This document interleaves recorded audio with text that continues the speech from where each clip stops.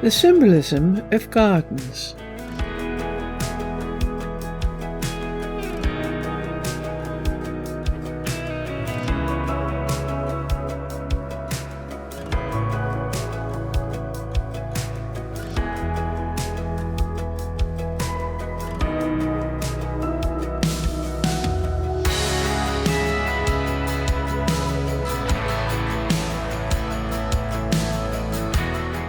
Gardens reflect the level one has ascended spiritually, from the wild, untamed darkness of the forest or wood, see our video, until by slow ascent one reaches paradise at the top.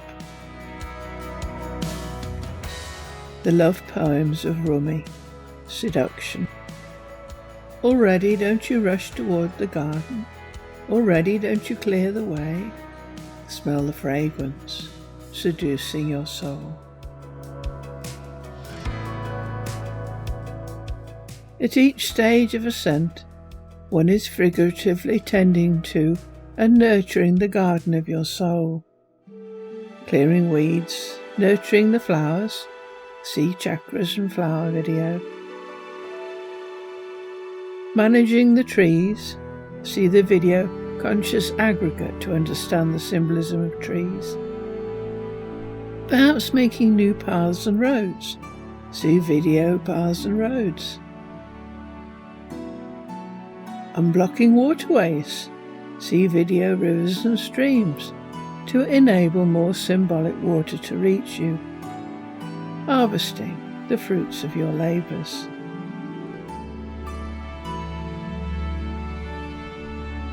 In the video of the desert, for example, we explore how an oasis can be treated as a garden. As the waters of spiritual experience nurture the desert back into life.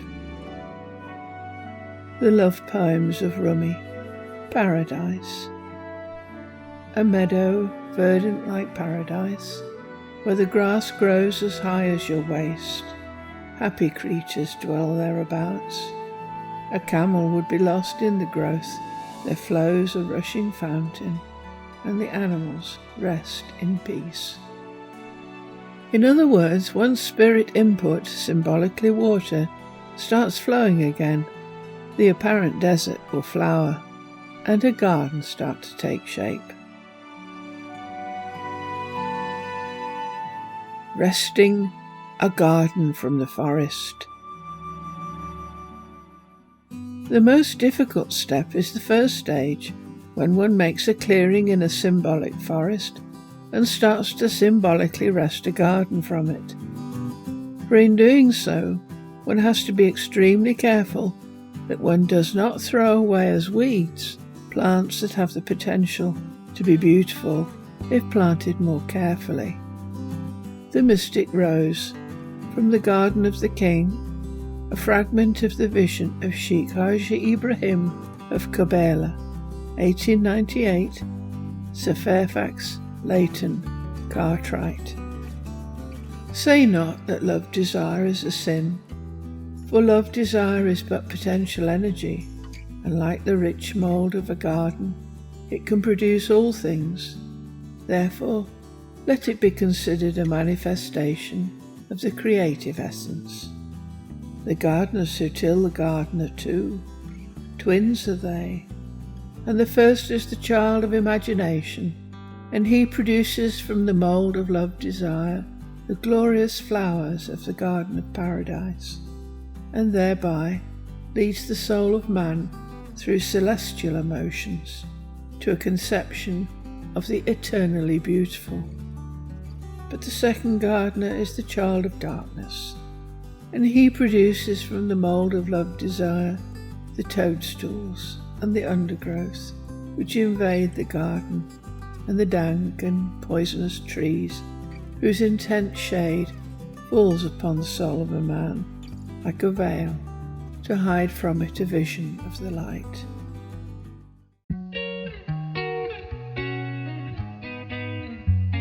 The Castle Garden.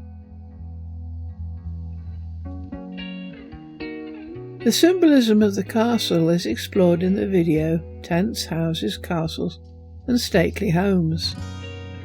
Once one has wrested a garden from the forest of one's subconscious, one then has to start tending it, working with nature and not against it, both literally and figuratively.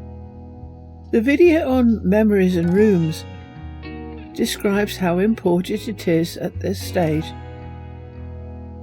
to figuratively clean the rooms of memory.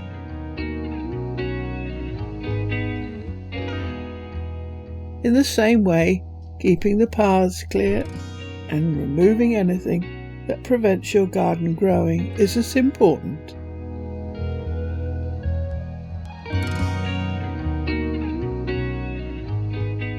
Symbolically, the castle garden is often filled with vegetables, figurative, food for the soul, and orchards, fruits of our labours, rather than ornaments and flowers.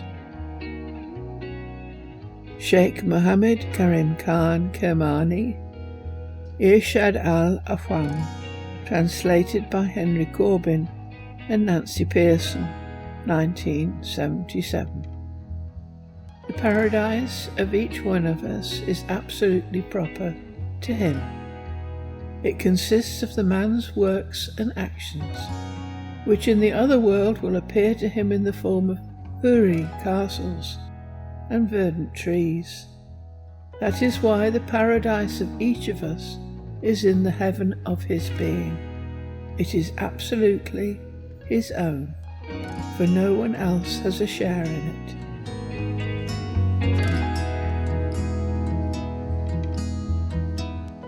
As one progresses spiritually then, you may figuratively cross over the bridge and reach the palace of your higher spirit.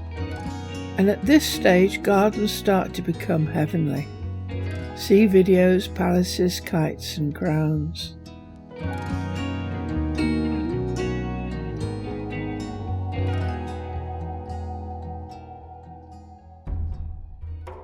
Palace gardens. Gardens reflect the level one has reached in ascending towards the centre. Thus, although the mortal soul may have a garden, it is when one reaches the level of the higher spirit that truly beautiful gardens start to appear. And here we need to step back and understand something of the levels of ascension. If we look at the picture of the cosmic egg, see also our video of cosmic egg, you will see that there is an outward court with its elements, then an inward court of the symbolic planets, and finally an inner court. Hell has its valleys, see the video. The underworld has forests. The elements, earth, water, air and fire, have castle gardens. But once one has reached the inward court, one sees only palaces. And there are gardens at every level, reflecting the level reached. As such, the higher one ascends symbolically, the more stunningly beautiful they become. The Odyssey, Homer. Outside the gate of the outer court, there is a large garden of about 4 acres with a wall all around it. It is full of beautiful trees, pears, pomegranates and the most delicious apples. There are luscious figs also, and olives in full growth. The fruits never rot, nor fail all the year round, neither winter nor summer. For the air is so soft that a new crop ripens before the old has dropped. Pear grows on pear, apple on apple, and fig on fig, and so also with the grapes, for there is an excellent vineyard. On the level ground of a part of this, the grapes are being made into raisins. In another part, they are being gathered, Some are being trodden in the wine tubs, others further on have shed their blossom and are beginning to show fruit. Others again are just changing colour. In the furthest part of the ground there are beautifully arranged beds of flowers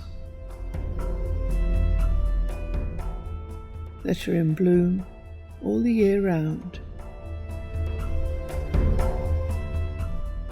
Such then were the splendours with which the gods had endowed the palace of King Alcinous.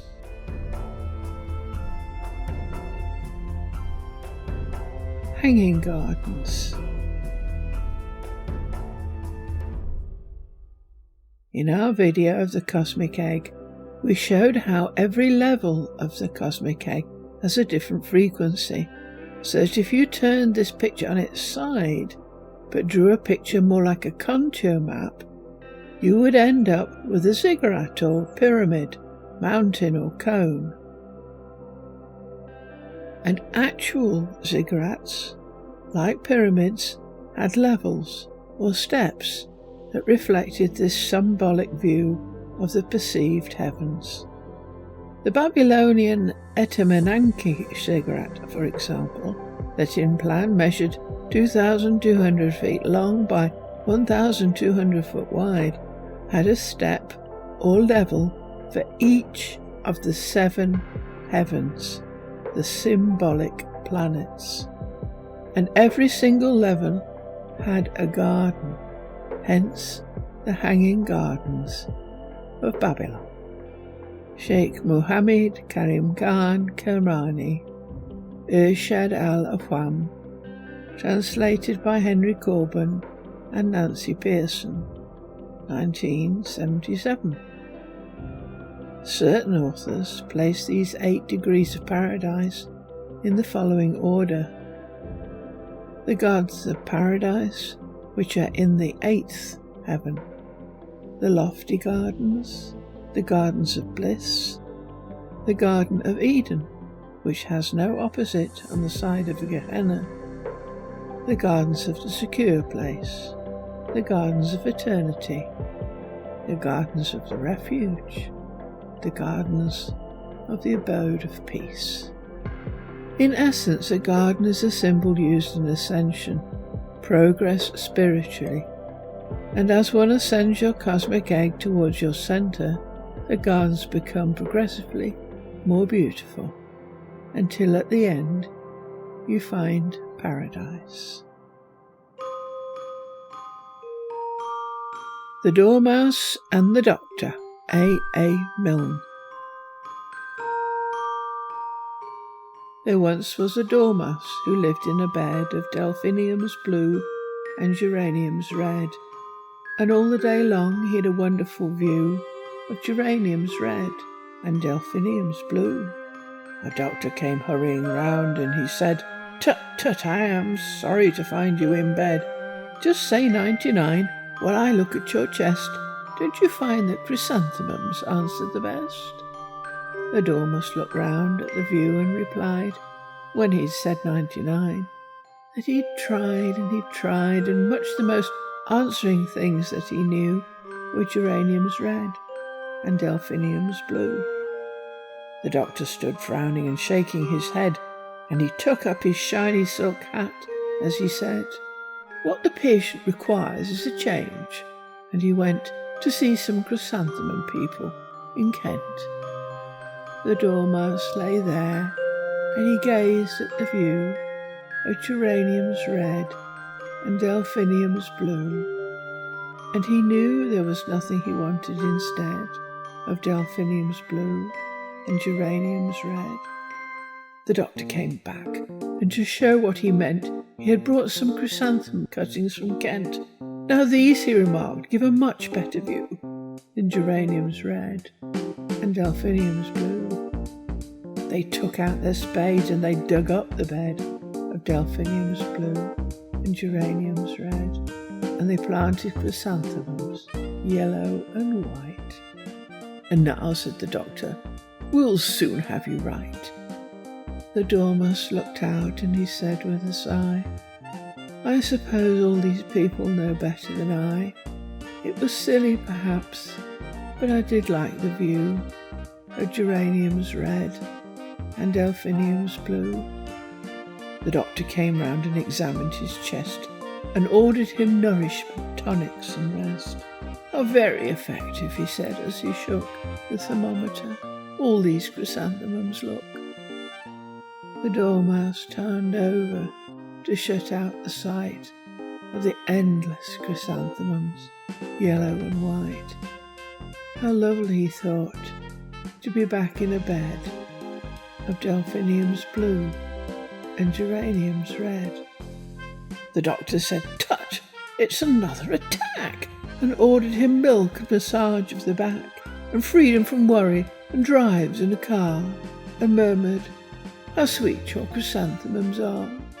The dormouse lay there, with his paws to his eyes, and imagined himself such a pleasant surprise. "I'll pretend the chrysanthemums turned to a bed of delphiniums blue and geraniums red." The doctor next morning was rubbing his hands and saying, "There's nobody quite understand these cases as I do. The cure has begun. How fresh the chrysanthemums look in the sun." The dormouse lay happy. His eyes were so tight he could see no chrysanthemums, yellow or white, and all that he felt at the back of his head were delphiniums blue and geraniums red. And that is the reason, Aunt Emily said, if a dormouse gets in a chrysanthemum bed, you will find, so Aunt Emily says, that he lies fast asleep on his front with his paws to his eyes.